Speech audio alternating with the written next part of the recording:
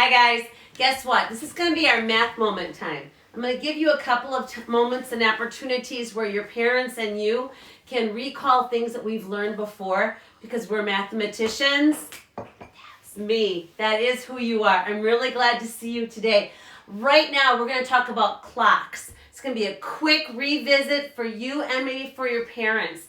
We're going to be creating this clock on our whiteboard. I'm going to ask you for several times, like let's say maybe 3 times a week. Maybe you create a clock on your whiteboard. Do a quick one. Let's talk about what that would look like at home. First of all, this is a clock we made in our classroom, but we can do this same clock on our whiteboard. So the first thing we need to do, and we can let our parents know that, is of course clocks can be in squares, triangles, circles, but that's the one we're going to choose. It's circles.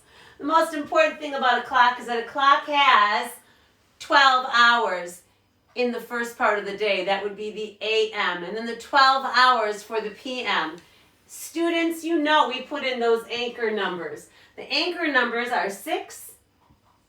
With that 12, I bet someone says, Mrs. Seitz, it's 12. Yep, 12, 6, 3, and 9. So friends, we've got our anchor numbers. Once those anchor numbers are in, then we're able to put in the rest of them. And our clock is really super balanced.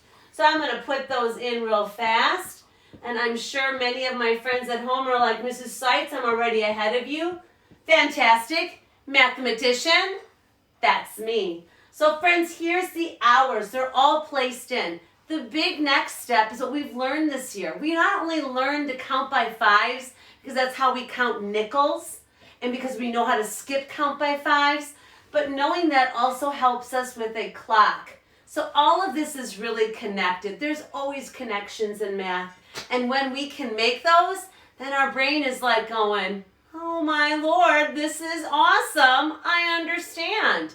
So let's go. Our first 1, 2, 3, 4, and then we have 5, 6, 7, 8, 9, and then we have 10. Many of my friends are probably going, Mrs. Seitz, I can do this whole clock. I hope you can. Let's do the whole clock. What's this one? How about this one? What about here? And friends, we know that this clock is skip counting by 5s, right? And we have 35, 40. If you are ahead of me already and you're like, Mrs. Seitz, I've already made my clock, good for you, rock star. And then we know it's o'clock. Friends, we know that's 60 minutes. Moms and dads, we know that's 60 minutes. But we also know that it's really the o'clock, and that's what we always say. We don't say 8:60, we say 8 o'clock. Friends, let's also remember that when we're doing our clocks and we're putting a time on it, that we recall that the hour hand is short. Show me your hour hand. And we know that that minute hand is long because it reaches out to the minutes. Show me your minute hand. Nice. Hour. Minute. Excellent. Friends, we know clocks can be 2 different ways. Do you know the 2 different ways? I hope you said digital. And did you say analog? Perfect. Digital and analog. When we read digital, oh Lord, that is so comfortable. You're just reading those numbers. But when you read the analog, when you do the challenge, that's the analog. Let's show the time on our clock. Pick a time. You pick a time at home. Whatever time you choose. Have an adult give you a time and then you do it. I'm going to do 7:50.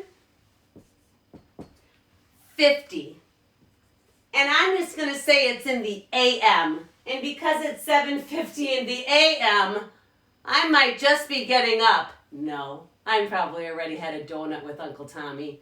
That's 7:50 in the morning. So friends, I've got my hour hand. I know my hour hand moves as my minute hand is moving. And then my minute hand all the way to the 50. So I've got 7 hours. I know it's almost on the 8. I was not schmickered. And then the 50 for the minute. So friends, that is the powerful place we want to live in. So I'm just saying 7:50 a.m., I'm having donuts with Uncle Tommy. If I change that to 7:50 p.m., believe me, I'm probably getting ready to go to bed. It was probably a long day.